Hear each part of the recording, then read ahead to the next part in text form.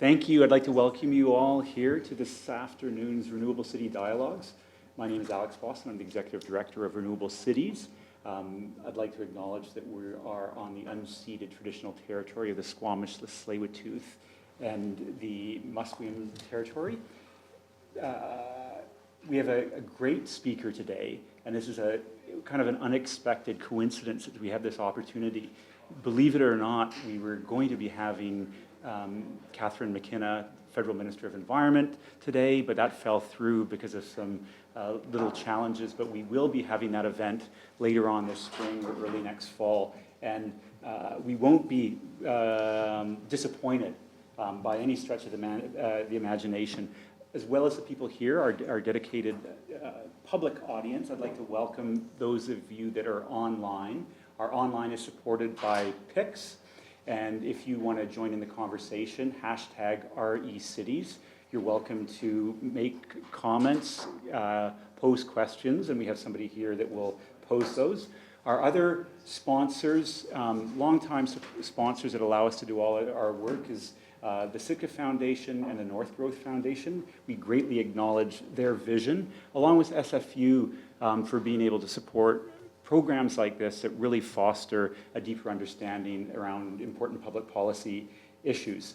Our speaker today comes from Bloomberg New Energy Finance. And Bloomberg New Energy Finance is a really important entity. They have a better pulse on what's happening in the energy sector than a lot of government players around the world, including the International Energy Agency, being better able to predict trends, understand market dynamics and market change. And this is something we all need an appreciation of. And out there in our online audience, we actually have folks that are underneath the Peace Tower, trying to figure out our national zero-emission vehicle strategy. And we have people on Capitol Hill, and there's citizens, and it really does matter. Citizens, city builders, you name it. We need a better grasp of what lights us up and what heats our homes and our offices and what moves us around our cities. And Ethan Zindler is the head of research at Bloomberg New Energy Finance, based in DC, and the US office is really the heart of this analytical superpower. And we will have a much better grasp of particularly renewable electricity and energy supply, but also mobility issues at the end of this gathering. Ethan has a really storied career, literal and figurative. He has been writing at the White House and down to Wall Street, and that happened before he landed at Bloomberg New Energy Finance. So we're super lucky to have Ethan. Thanks a lot. What we'll be doing is having about a 15-minute presentation, and then we'll open it up to questions and comments, and we'll try and wrap up by about 2:30. Terrific. Well, first, thank you, Alex. I really appreciate that introduction, and thanks everyone for hosting me here today. It's a real honor to be pinch hitting for your minister. I really appreciate that. This is not bad. The fact that I'm even vaguely acceptable as an alternative, I appreciate. So I'm going to, as was mentioned, I work with Bloomberg New Energy Finance. Bloomberg New Energy Finance, BNEF, is a division of Bloomberg that focuses on the energy markets and really specifically on new energy technologies. We were started about 14 years ago in London as a research firm called New Energy Finance, and we were just focused on renewables. After about 5 years, we were bought by Bloomberg, and now, of course, we're called Bloomberg New Energy Finance. And we've expanded our coverage to include a lot of other new energy technologies, electric vehicles. We look a lot more at gas these days, energy efficiency, and other things as well. But essentially, we write microeconomic research about the sector. We come at it very much from the perspective as business analysts. We felt when we started the firm that there was nobody counting all the wind turbines that were being built and how much they cost and where they were getting built. And what the levelized costs of energy were associated with that. So that's really what we've focused on since day one, not viewing this as a sort of charity case, but purely as an industry. And I think it's an industry that's reached a really interesting inflection point where it is increasingly cost competitive without the benefit of subsidies, which is really an exciting time. So with that as a precursor, just quickly, I'll zoom through the slides about us. There's about 200 of us around the world. This is where we're based. These are some of our clients. We have a mix these days of utilities and oil companies and others who are involved very much in the energy space, as well as major investors, automakers, and others. Some of our earliest clients were on the finance side, those who were looking to make money or avoid losing money on the energy transition. And finally, of course, a lot of government agencies. I'm based in Washington, as was mentioned, where the U.S. Department of Energy, the U.S. Department of Defense, the State Department, the Overseas Private Investment Corporation, and a few others are all clients, because increasingly we find that the smartest policymakers actually think about clean energy similar to investors, which is that they want to make wise investments and wise policies that make the most and best use of taxpayer dollars. All right, so I'm going to talk about really 6 themes, and I'll move fairly quickly, and Alex, if I'm not moving quickly enough, kick me under the table. Luckily, you can do that with people not seeing. The first is going to be talking about the size of the market. The second, I'm going to talk about the nature of financing in this sector and how it's changed. Third, I'll talk about consumers. Fourth, we'll talk about batteries. This is, I think, a pretty educated crowd, so I say that batteries are getting sexier. I don't have to say that they're sexy. You probably all know that already. Then I'm going to talk about how the change is, in our view, inevitable at this point. And then finally, I'm going to talk about a little context about why, despite all the very positive things I'm going to talk about in terms of the economics of clean energy, why the current path we're on is not sufficient to address climate change. So first, just at the highest level, like I said, one of the things that we do is count the dollars of investment into clean energy technologies. And basically about 1/3 of $1 trillion goes into this sector every year. And when I say this sector, and when I say clean energy for this purpose, I'm defining it rather narrowly. It's really renewables I'm talking about. It's energy storage in the form of batteries. It's biofuels. It's what we call energy smart technologies, things like smart meters and other enabling energy efficiency devices.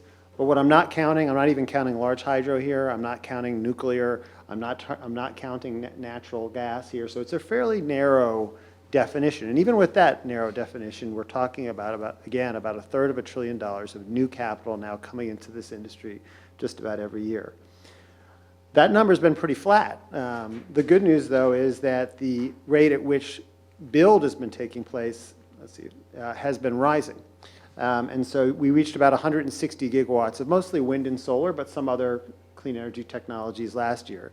And the reason for that is because costs have been dropping. There are a lot of different examples of that, but one clear one, which you can see on your left, is just the cost of residential photovoltaics, or PV, down 60, 80, whatever percent, depending on the market. That red line you see at the bottom is the cost of an actual solar module from China, and I do highlight that it's from China because that's where the majority of the production takes place these days. That's the underlying cost of the equipment. Then there's the rest of the costs associated with putting something up on a roof, and you can see that actually markets differ. Some are more expensive than others. But frankly, all of them have seen costs come down. The question is when they'll all essentially converge, because there's no real reason why it should be $1 a watt more expensive to do a solar project in the US than it is in Australia.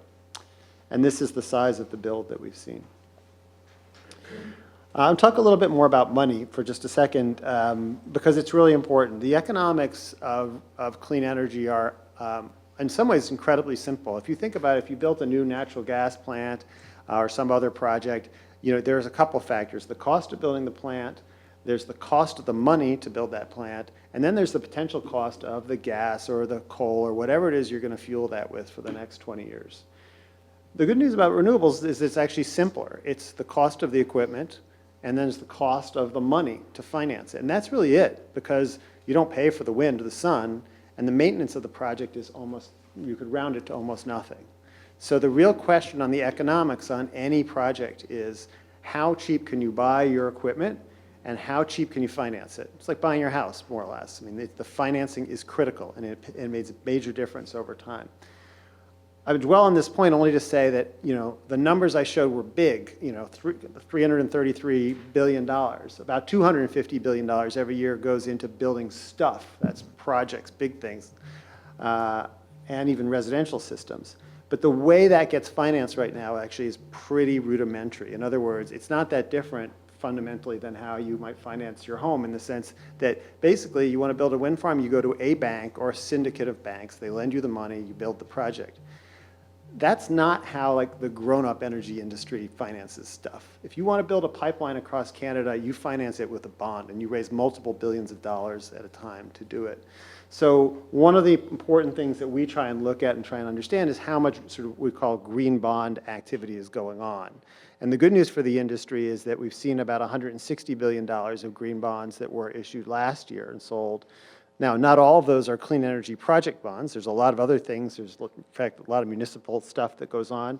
And the mix of where that's taken place has been very global. We've also seen U.S. municipal green bonds related to transportation that have been issued. And I thought I'd show this number. It's a much smaller number, obviously, than the $160 billion that we showed last year. But that activity has been ticking up, and it is being used for a variety of purposes to fund bus fleets and other things like that at the municipal level.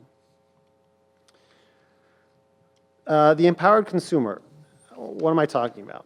Basically, one of the things that we think is really exciting about all this change that's gone on with these technologies is not just that it's lower carbon, but that consumers, thanks to technology and other things, are being given more control about how they use energy. How they even think about energy, I would argue, is changing in some cases. So if you think 20 or 30 years ago, you wanted to buy a car, you would buy a gasoline-powered car, or maybe you'd buy a diesel-powered car. Today, if you think about the choices you could have gasoline, you might still want to buy a diesel despite the emissions issues. You might want to buy a hybrid. You might want to have a fully electric vehicle. You might want to have a car that uses biofuels.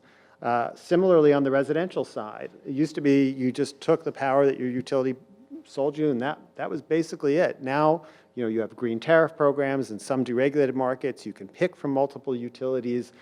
You can put a PV system up on your roof. You could put a battery behind that PV system if you want. There are a lot more choices out there for consumers these days, which is making things really interesting and exciting.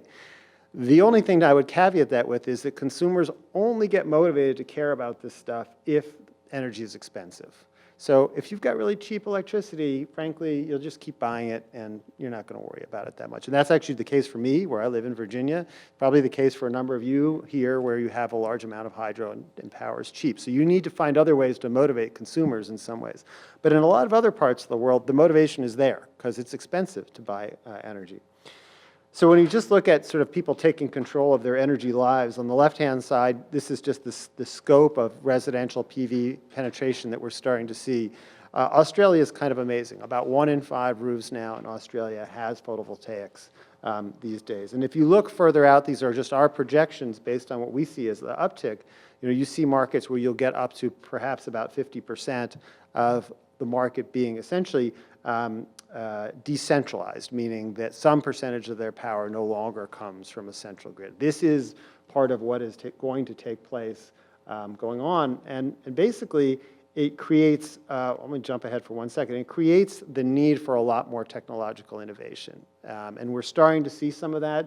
The sort of digital revolution, the ability within businesses to understand their supply chain down to like every last tube of toothpaste that's moved from point A to point B, a lot of that kind of inventory management has just started in the energy industry, and there's a lot more thinking around how do you digitalize and all the different types of systems that you think about. I'm having a little trouble seeing these on my own screen, but basically you can see that batteries are really one of the key parts of all this because they play a role. But there's also, home energy management systems and other types of systems that are critical to how all of this works.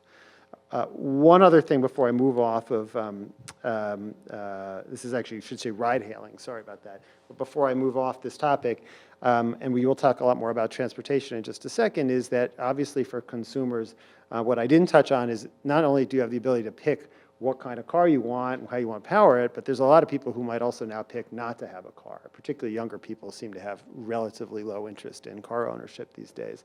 And frankly, why should they when you can Uber or Lyft or whatever it is to get around? So this just looks at the amount of money that we've seen already raised by these companies. I would note that it dwarfs the amount that's been raised for transportation, green bonds, and things like that. There's a lot more private capital that's going into this area.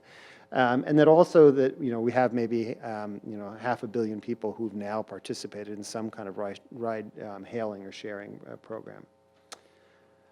I'm going to move quickly just to say that, one thing, we've done a study for Masdar, a white paper that we put out in January. We tried to think through sort of illustratively the types of technologies that need to come along to sort of enable all of these cool things to come to be. And we're really on step one right now in terms of the ride hailing. But there are a lot of other things that are going to come along, some of which we think are inevitable and some of which are not so much. And I think, one of the things that we feel very comfortable about, and we'll talk about in a second, is that electric vehicles will become cost competitive pretty soon. But then there's autonomous vehicles, there's the Internet of Things, there's having smarter cities that communicate and understand information much better. These are all things that are sort of left to be determined, and I think are very much in the realm of actually policymakers to make happen to some large degree, because if you want to build a smarter city that makes better use of all of these types of things, I think there's a real opportunity there. I think, just to take the clearest, most immediate example, which is ride hailing and Lyft and Uber and all these things. It's wonderful how this is starting to change people's lives, but there are real implications for emissions and there are real implications for congestion in cities. And I think it's something that policymakers, frankly, I think it's gotten ahead of policymakers to some large degree so far. So more on batteries. Batteries can be used for any variety of purposes. And are really critical for sort of greasing the skids for all of this transition to continue on. Stating the very, very obvious, as you bring more renewables on, there is greater variability and greater intermittency. You don't have sun, you don't generally have much solar power, you don't have wind, you don't have a lot of wind power. So how do you smooth things out? And batteries can play a role really in the sort of seconds to minutes area of a power sector. Of really meeting sort of short-term blips where power jumps. It can also provide power in sort of days to minutes ahead range, and then finally on the years to months ahead range. There are all kinds of applications. So one of the more exciting things, I guess I'll talk about vehicles for just a second. And I'll talk about our view on where batteries are going, but obviously one of the more exciting things around batteries has to do with electric vehicles. When you turned back the clock 10 years ago, the number of choices you had was very, very limited. And now increasingly, just purely for illustrative purposes, you can see that the number of opportunities for consumers has risen enormously. Now, some of this is because the automakers are excited about this opportunity, and frankly, I think in some cases it's a combination of them being excited and feeling regulated. In particular, the moves by Audi and VW in the wake of the emissions scandal, I think it's not coincidental that they are plowing billions of dollars into EV technology now. They have emission standards they need to meet, and they won't meet them now with the vehicles that they have on the road. So it's policy driven for sure, but there's an opportunity there as well. So there's more and more coming. One qualitative point I'll make, many of you may have driven or own or lease an electric vehicle. I would say one point I always try to make is that on a basic qualitative basis, an electric vehicle, I would argue, is a superior product to an internal combustion engine vehicle in almost every way except for range. And even the range issue is being addressed. But the cars are quieter, they accelerate faster, and they require a lot less maintenance. So, the question is, when will consumers come to this realization? So, thinking about consumers. First of all, on batteries, the good news is that the price of batteries has been dropping very sharply. And we track this very closely. We survey buyers and sellers.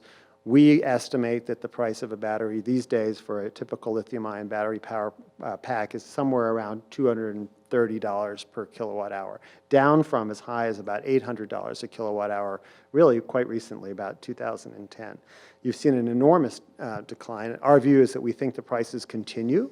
They don't go down as sharply. The recent drops have been driven by overcapacity, but now we're going to be on a path that's more driven by technology.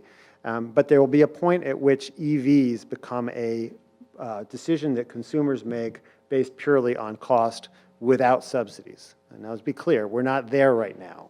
In the US, for instance, it's $7,500 tax credit for electric vehicles. I don't actually know what it is here in Canada. I think it differs by province, but zero. I'm seeing James telling me it's zero, no federal support. But the point is that, if you don't have support, people don't buy them right now, generally speaking, unless, of course, you want to buy them because you have a sort of, you're not, so let's say, economically sensitive, and you think Teslas are cool, or B, you have a certain sort of green tint to you, and that probably is where I fall in. I drive a Nissan Leaf, which is the energy analyst's version of a Tesla. But our long-term view about EVs is that they start to take over the world in the next 20 years, basically.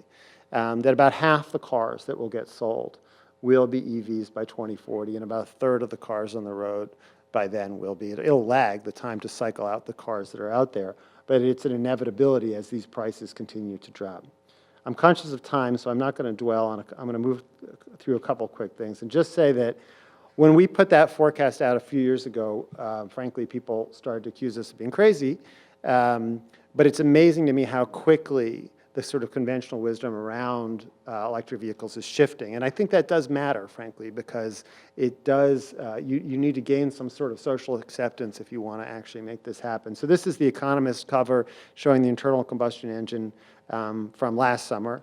This is just a headline from the other day. BP is now saying that they think that they see oil demand starting to level off, in part because of EVs.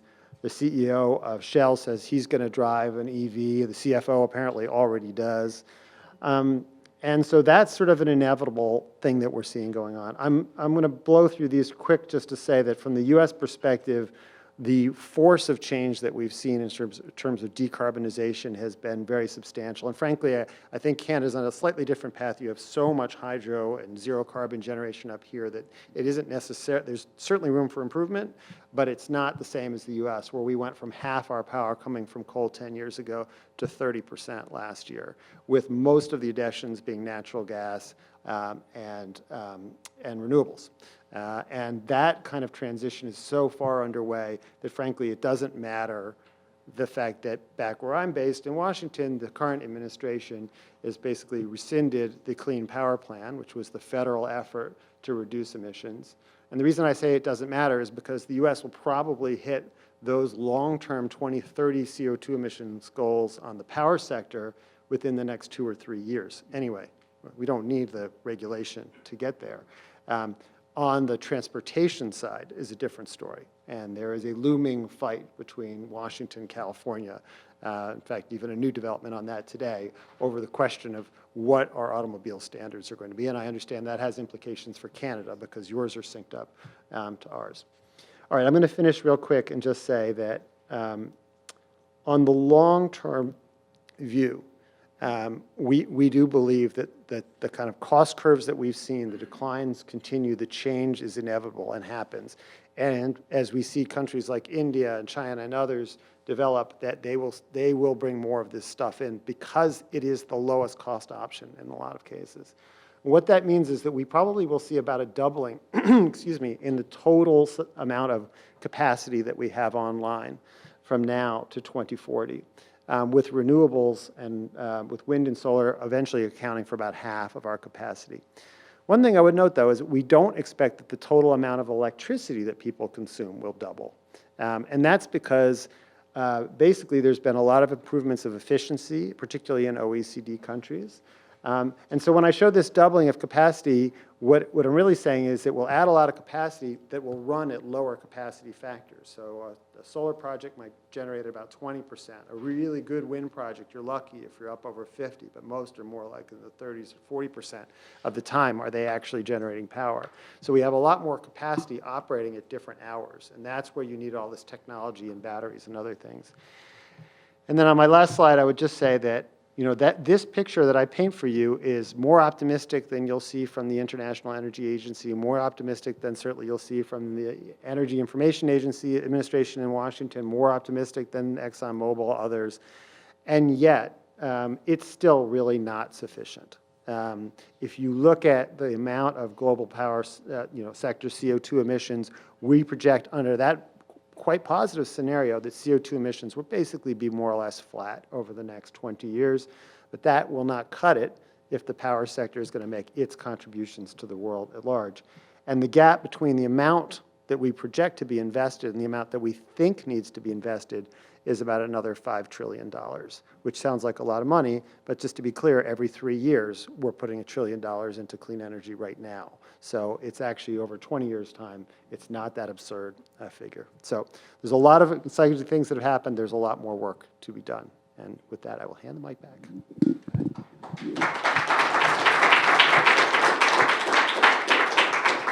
Thank you, Ethan. I think that was a really important point. Be optimistic and realistic, but recognize it's not sufficient. So if you're asking a question or making a comment, please wait for the microphone so that our online audience is able to take advantage of your insights, and just introduce yourself and also your name. And so we'll start up here and then we'll go to here. Hi, my name is Tom. Yes. Okay, just wanted to make sure. My name is Thomas Cheney. I do some consulting related to biomass energy and community energy management. My question relates to externalities. There are a lot of external costs associated with using internal combustion engine vehicles and coal power plants. How would the net economics change if those externalities were included? Would there be a net total social cost savings if we were to shift to renewables more aggressively than you envisioned? It's a good, so the question is whether there would be a net savings. The short answer is we haven't done that, the netting out. I think I think about it on a micro level, certainly, there's some of this is going to be very disruptive. I think about the U.S. example, and the number of coal plants that have closed in the United States and the effects on the coal industry. There have been a lot of people who've lost their jobs, so I don't think it's ever worth sort of soft pedaling the fact that disruption can be hard for a lot of folks. On the other hand, we have several million folks working in the clean energy sector in the U.S., jobs that didn't exist 10 years ago, solar installers and others. But I don't have a net number for you. I think if we did the math, we would certainly view it as a net positive because the inevitable costs associated with climate change are enormous. And if you can do something to stave them off, I think that has a net benefit to society. But to be clear, what I'm not saying is that we are going to avoid climate change with any of this. I think, Tom, that's a really important point that you've raised. And one of the things that provinces, states, federal governments around the world aren't doing very well is really good multi-criteria analysis to better understand what the net gains and the losses are to give us a clearer picture of where we're going. And we have to incorporate those to optimize our direction. We have a question right here to James. Thanks. James Glaive. Ethan, I'm just curious, you mentioned at the end that there was what you said was a $5 trillion gap to, I assume, stay on a 2 degrees or reach a 2 degrees pathway. Where is that money going to come from? And can you put that in context a little bit for us? What is $5 trillion? Well, actually 5 trillion, so the 160 billion in green bonds is a drop in the bucket for I can't remember how many trillions we issue every year in bonds. The bond market is absolutely enormous. It's multi-trillion. I can't remember the number of trillions.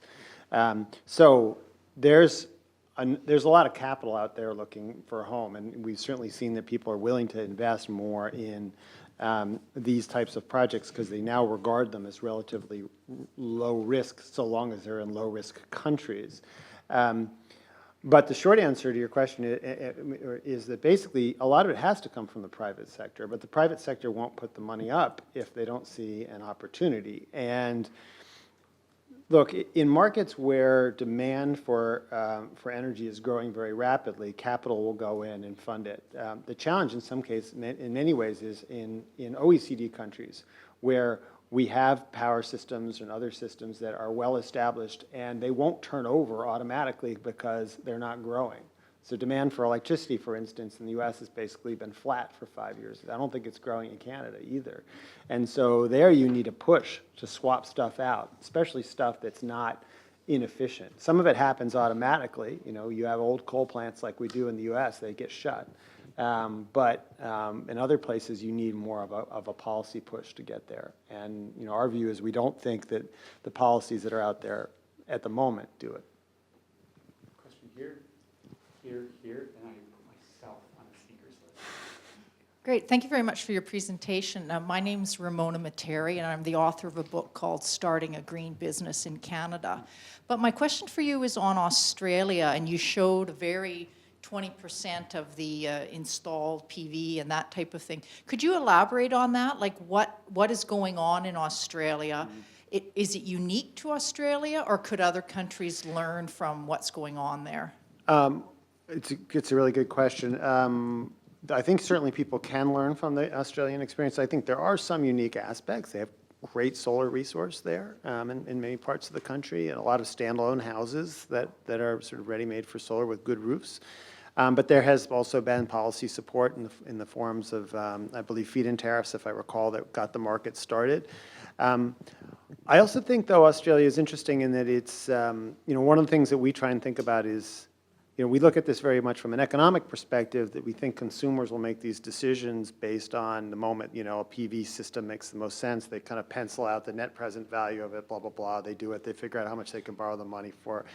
There's also another aspect, which is like, you know, at some point you see enough of your neighbors that they have these systems and you think, okay, that's cool, and I want that also. And I think that Australia is starting to get towards that point. And that's something that I think other markets can try and emulate at some point, but we need to reach some kind of scale. But it's very impressive what they've done down there and where they think they're going. They're also experimenting with some other interesting things, like having a virtual power plant, where the South Australia government is going to have 1,000 Tesla power walls distributed to its consumers.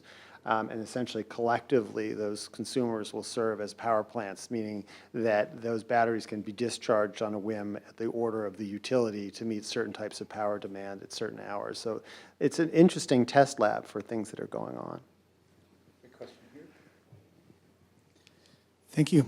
My name's Graham Anderson. I just completed a 10-month research project on the future of personal mobility in Canada and some of the policy implications, specifically looking long-term. So I appreciate your comments on those connections.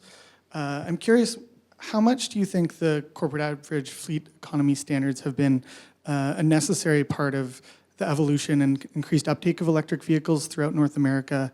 And where do you see the best path forward with the current situation with the EPA essentially rolling back those standards?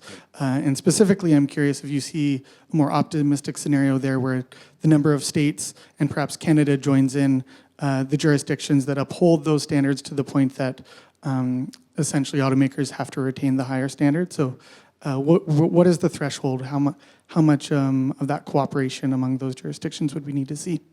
A really good question. So, I mean, first basic point, which is the U.S. is making enormous progress on reducing our CO2 emissions from the power sector, but we will never get to the Paris target of overall CO2 reductions if we don't cut our emissions from the transportation sector. And we'll never get there if we don't have CAFE standards. So to your first question, which is how important have CAFE been in sort of in the transition and the change that we've seen in the auto sector? They've been enormously important. And for a while there, as you probably know, you know, the average efficiency of vehicles on the road in North America was rising quite nicely. And it has actually leveled off in the last couple of years as gasoline prices have come back down. So if you don't continue to mandate it, at least in my view, you don't continue to have it rise. I also would sort of editorialize and say that one of the reasons they were able to put in place such good standards back in 2010 or so, I think a little earlier, you know better than I do, was part of it was in the wake of the financial crisis and the fact that the government had bailed out the automakers, and the automakers had very little leverage to complain about it. And now we are at a different time, obviously, with the Trump administration. And one of the key questions that's coming up is regarding what happens to the CAFE standards. Is as you know, and probably maybe some others do, basically in the United States, California has a waiver to set its own emission standards, and that's longstanding. And California's joined, I think, by about another 15 states that represent a majority of car drivers in the United States. So de facto, California has been setting our national automobile standards. Now along comes the Trump administration, and they are saying, wait a second, we don't think that's right. And in fact, just I think literally this morning or yesterday on Bloomberg, Administrator Pruitt basically sounded the alarm and said, look, we're going to fight California on this. Mary Nichols the other day said, we're going to fight you on it. And so if basically the federal government in the U.S. says we want to override that waiver, what will inevitably happen is the mother of all lawsuits between California and Washington.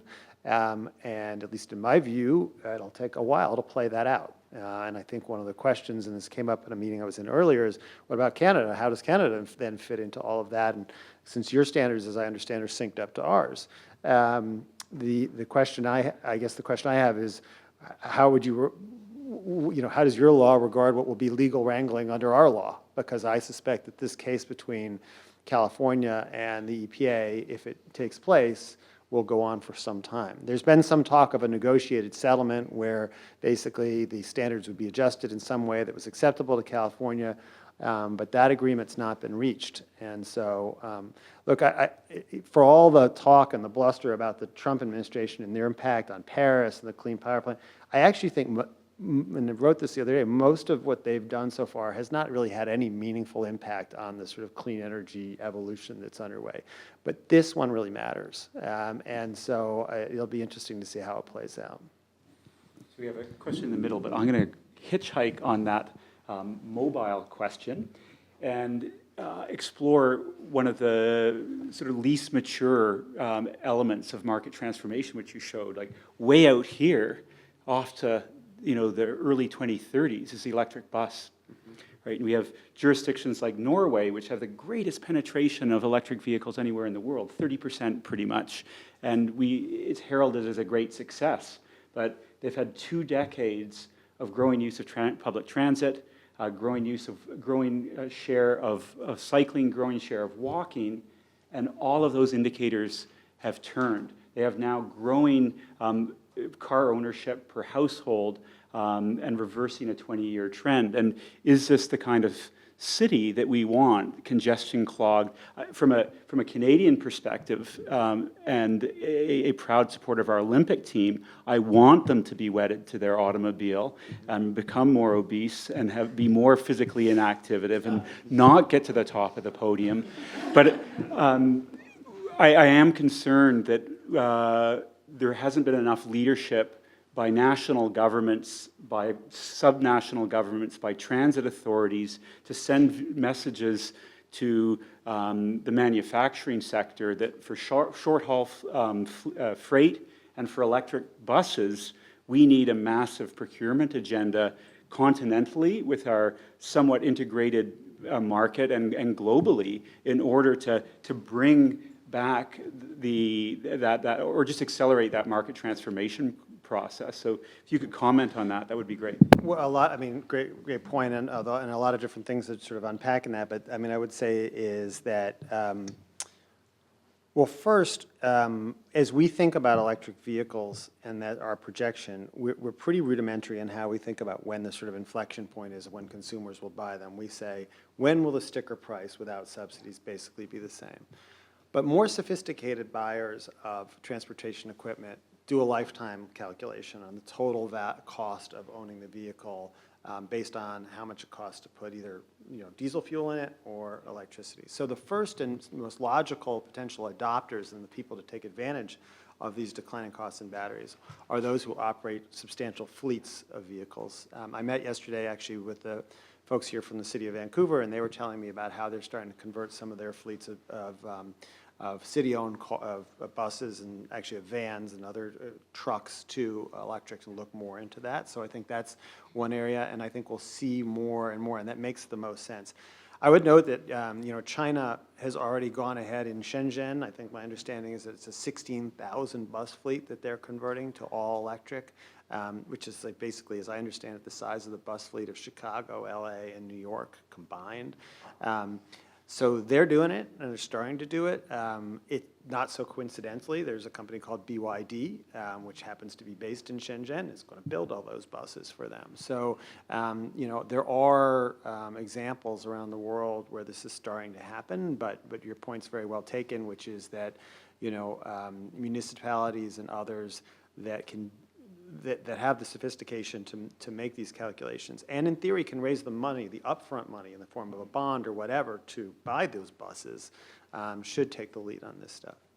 Question right here. Great, thanks. My name is Penelope Comet from the Pembina Institute. I have a question relating to the same slide that Alex was asking about. And I was interested in your enabling technologies. You listed AI and blockchain. I was wondering if you could elaborate a little bit on that, because I can't quite make the connection between those sort of big steps and the electrification of transportation. So actually, and good question, and I kind of blew through that slide. And I would invite you to check out the paper that my colleagues wrote on this, because there's a certain exercise in imagination that goes on around it, I would say. But I will say this, which is that, our general view about that if you end up in a world, take Australia for example, or others, where you start to have a lot more of your power being generated on a dispersed basis, then you need a lot of new technologies that allow the control, the understanding, and the trading of energy and the value of energy at a more localized kind of basis. And so that's sort of the thinking there around that. But it is an idea that I'm happy to share the paper with you that gets fleshed out a little bit more in detail there than I'm doing it justice. We have a question right here. And there's a lot of hands shooting up, and if I've acknowledged you by eye, you're on my list. But we won't get through all of them likely, but we'll do our best. Thank you for your presentation. My name is Erica. I have, in terms of regulation, like the central authority, for example, Canada, BC, it's BC Hydro, and in China, it's the China Grid. How would you say if private sector have like a good invention on the renewable energy product, will took the profit down with the central authority, how they can have the bargaining between each other? Yeah, just to make sure that the online audience, and correct me if I'm mistaken, we have large electric utilities that are regulated by subnational and national governments in different parts of the world. How do they adjust nimbly to innovations in energy supply and efficiency as well, I guess? Was that the question, or was it also about whether or not private sector players could make money within that? Yeah. Thank you. Okay. No, that was, I think between us, we got it. Look, the answer is yes. I mean, there's certainly within the context of Canada, there have been plenty of private developers that have been building projects, and as well in China as well, domestic players more often. But you're right in the sense that the edict, and certainly within China, has come down to build these increasing, the volumes of what's been built of renewables in China is unbelievable. They built like 50 gigawatts of solar in China last year. That's like, in the US, our all-time high, I think, was about 13 gigawatts. So it's just a massive amount of build-out. So there are a number of startup and various smaller players involved. There's certainly a bunch of utilities as well. It's not just State Grid, though. There are a lot of other players that have been. I think the question of whether or not those players are going to be able to make money, though, is whether, in China, the China context, is whether or not they get dispatched.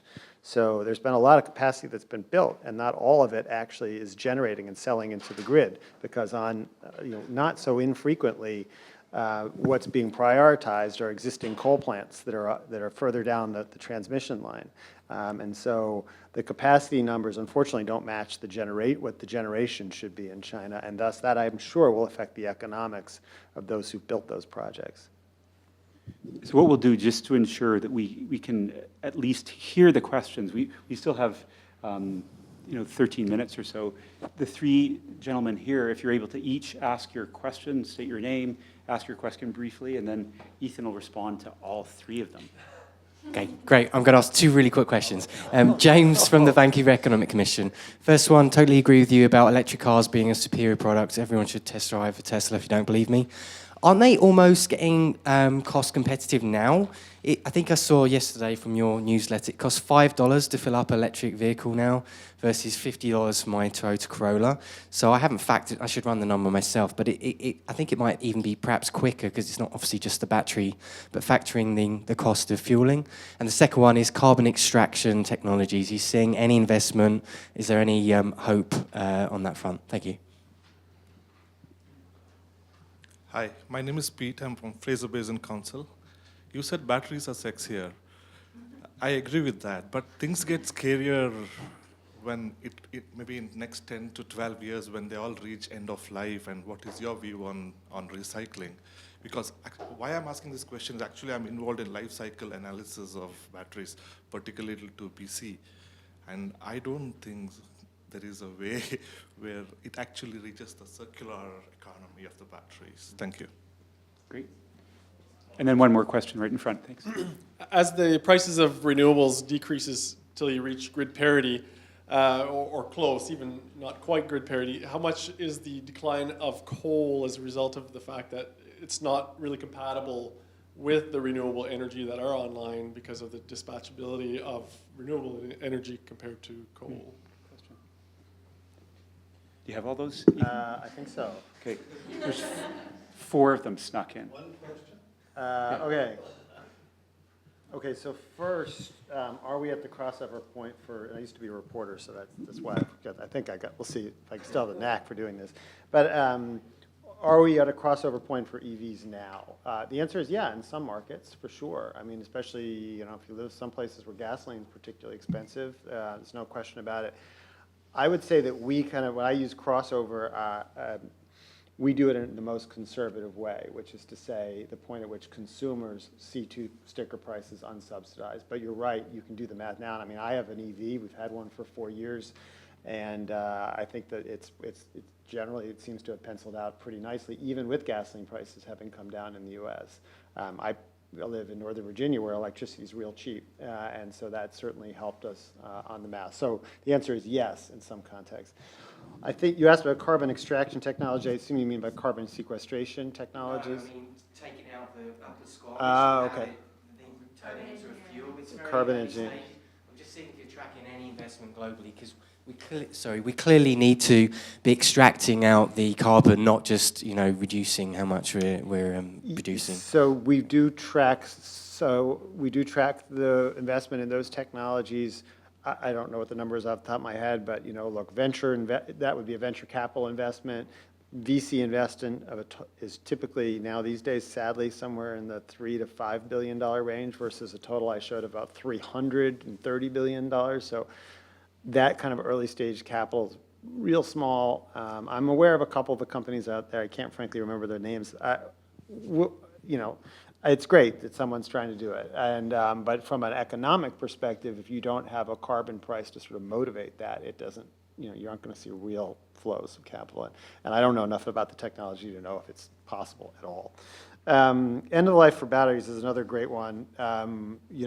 Frankly, there'll need to be some kind of a solution to this if that world comes to be that I'm talking about, where half the cars that get sold are EVs by 2040. I know right now that in some cases when you turn back in your leased electric vehicle, which is what I did with my Leaf after the first 3 years, that apparently they can take the battery out and then they can use it for behind the meter purposes. So you can get some extra life on it, but eventually you're right, you're stuck with a battery that has basically no value. And the question of how you dispose of them has not been solved. And I don't know the answer is to that yet. And then how much is coal's demise due to its lack of compatibility with renewables? It's a really interesting and good question. I'll speak for the market I know best about, which is the U.S. We have ancient coal plants. They're not cost competitive. The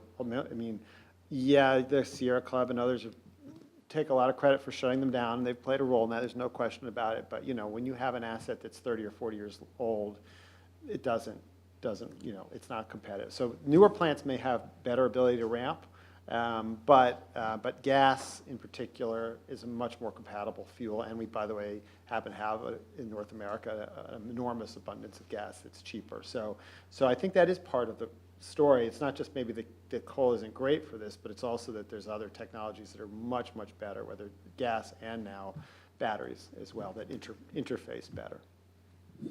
Before we go to another question, I'd just like to comment on the carbon sequestration economics question, and there's a really economically viable one, and that's to stop permanent deforestation. And the biggest driver outside the oil and gas industry in Canada is actually suburbanization, and it registers, and it's very powerful. And it's something that we have to do because it's registering on the provincial inventory and the national inventory in a really big way, and it's super cost effective to save those urban forests. Back here. Hello, my name is Grant Duckworth. I just have one comment. I'm with the Canadian International Council, which is a nonpartisan think tank. I just want to let everyone know that if you're interested in talking about this issue again, we're holding an event on March 20th at UBC, and it's about private equity investment in the context of SDGs. So if you're interested, you can register on Eventbrite. Thank you. Great, thank you. And then Michael Alexander here at the front. Thank you, Michael Alexander. In the Australia example where you're talking about solar on rooftops, you alluded to something that I call, although you didn't mention it, but something I call herd mentality, that you reach a point where if your neighbors are doing it, you're going to do it. At what point does that click in with electric vehicles, despite any cost differential, particularly given the fact that virtually everybody I know who's ever ridden an electric vehicle once has said, wait a minute, this is better? Yeah, it's a really good question. In fact, you know, I didn't show this, but we have another chart which I like, which kind of looks at from sort of year zero when a new technology is introduced to you know, year whatever 20 when it over its life cycle, and we looked at like dishwashers and the VCR and different kind of new mobile phones, right? Things that came along, and you're exactly right that actually the adoption doesn't generally look like this. It kind of looks like this, and then it looks like that, right? There's a moment where everyone's like, boom, like this is something that I need. This will change my life. And look, I think EVs, you're exactly right, might be a better to fit that, maybe more analogous to that than photovoltaics. And the reason for that is because, look, PV, as great as it is essentially just a substitution for something we all know and love already, which is, you know, consistent 24/7 power. We've already got that. This is a product that's potentially superior, and you're right, it has that potential to have a much quicker uptake. And, you know, and like I said, when we showed our forecast several years ago, people thought we were nuts. Now some people say, well, look, it could happen much, much faster. The only thing is, there's real questions around constraints about how fast, if that were to happen, if tomorrow suddenly demand were just to go through the roof, would there be enough EVs out there to actually satisfy demand? In the short run, the answer is no. You look at the struggles that Tesla's having to meet the numbers. They've got, I think, 400,000 or 500,000 orders for their Model 3, and they're struggling to get them built. And frankly, our EV forecast, you know, short term for this year in North America is plus or minus 30,000 based on, frankly, whether Tesla can build the cars that they say they're going to build. So I think your point's very well taken, that it could happen faster, but we also are going to have bottlenecks along the way, and not just with the making of the cars, also with the availability of cobalt and lithium and the materials that go into making the batteries. One more question here and then to the front. Hi, so I'm Anitra Paris, and my question is about the way that you're looking, and you're talking about when you're seeing something without subsidies, the technologies in the future, and how much does a carbon tax play into this when you're forecasting those futures? You know, if there's a stronger policy with carbon tax, you know, which scenarios are you really looking at? Good question.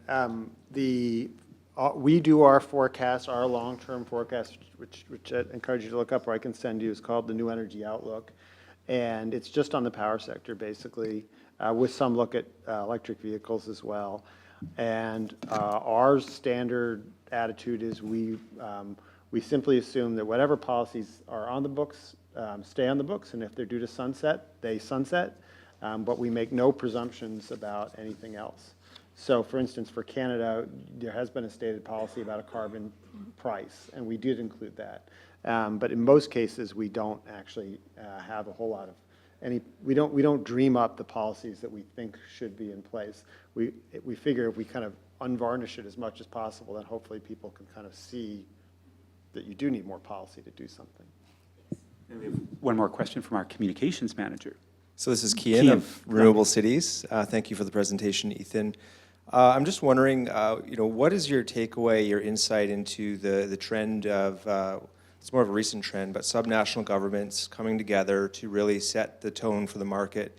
And I'm referring to the mass order of electric vehicles by groups of cities in the United States specifically. I think they came together to pledge 100,000 EVs over some period of time. I'm just curious, how that is factoring into trends in your thinking on the adoption. Interesting question. So that is not, I would say, that number we haven't sort of factored in a direct way, but it's something we probably will start to have to. I mean, I will say this, most of our research to date has been on light-duty cars and consumer adoption of them, but there's so much more going on with commercial and municipal fleets and other things like that. And I think that's what you're talking about, or are these pledges these are pledges for fleet purchases? Municipal fleets, yeah, yes. And so that's not something we've done a lot of work on, but we will, and need to, because as I was saying before to the earlier question, those types of buyers are the most sophisticated and could be the ones that would make these calculations and buys sooner. And there are investments going on around the margins in companies to build those types of vehicles faster. And I think that some of the automakers kind of get that. And especially when you're talking about a new technology, you're always very happy if you can sell, if you can line up a contract to sell 5,000 of them at a time as opposed to having to sell them. And there is one additional challenge, which is that I don't think EVs, and one reason why automakers would probably rather go down that route is that I don't think EVs lend themselves very well for the existing distribution channel of auto dealers. Just pretty simply, like, at least in the US, I don't want to speak for Canada, but the dealers make their money off of servicing vehicles. So if the vehicles don't break down that much, they don't necessarily want to sell. They don't have let's just put it this, they don't have an inherent incentive to sell as many of them. I think we've exhausted questions and we're right on time. So thank you for those savvy questions.